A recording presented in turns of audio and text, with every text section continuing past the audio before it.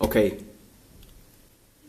project number 2 for my permaculture diploma in applied permaculture, and this is a video which is going to basically quickly cover the project brief, as I call it, because I'm trying to stack the diploma with also Prince 2 project management terms and know-how.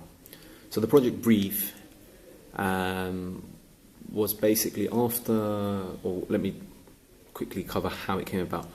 When I was doing my first project, which is the action learning plan, I realized that I'm doing so many things. I'm doing combat sports, I'm doing the allotment thing, my garden, I'm trying to grow my own food, I'm coaching, I'm trying to do a bit of mentoring, and I've got a full-time job as well. And I have a wife, Mrs. Bad. Thank you for all your support. And family, I want to spend time with my family. So, my mum, my brother, my sister, all of that. And I've got to cram it all in. And on top of all of that, I've got to document, as Richard says. Rich is my tutor, by the way.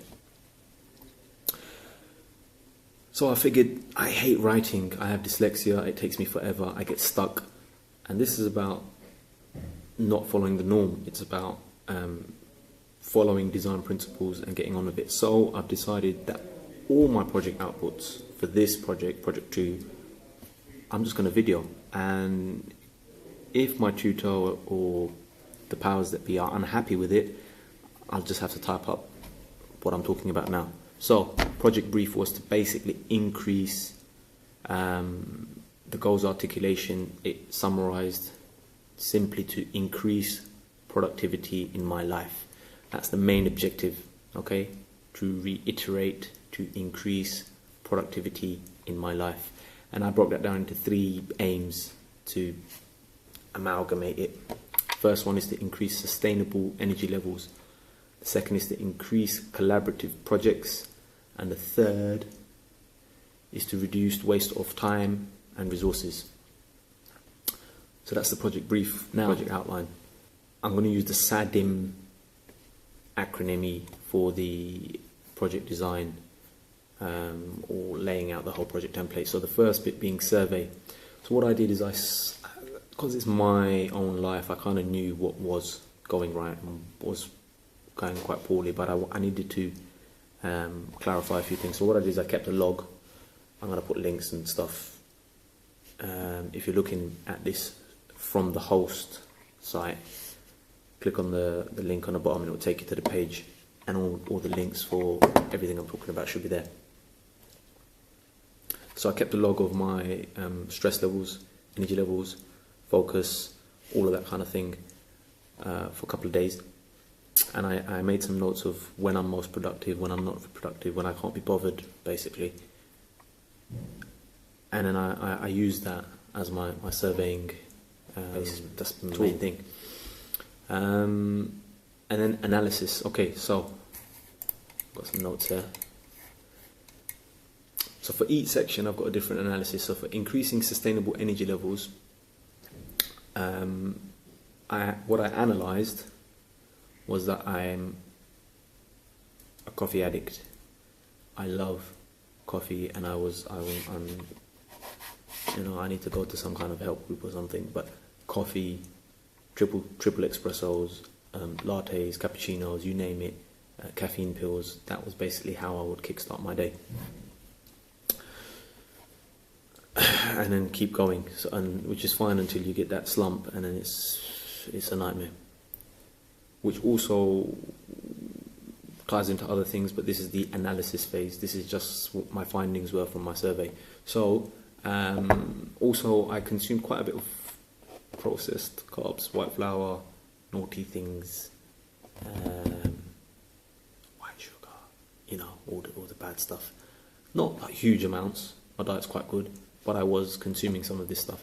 And what I noticed is there's a naughty drawer in my house, and I would sometimes open it and snack on these kind of things. So that's something I realised also. Another thing, stress levels were triggered a lot with my device. I can't show you my phone because I'm filming on it, But the phone, because it's always active and it's all wonderful, and it's got email and all bells and whistles, because it's always live.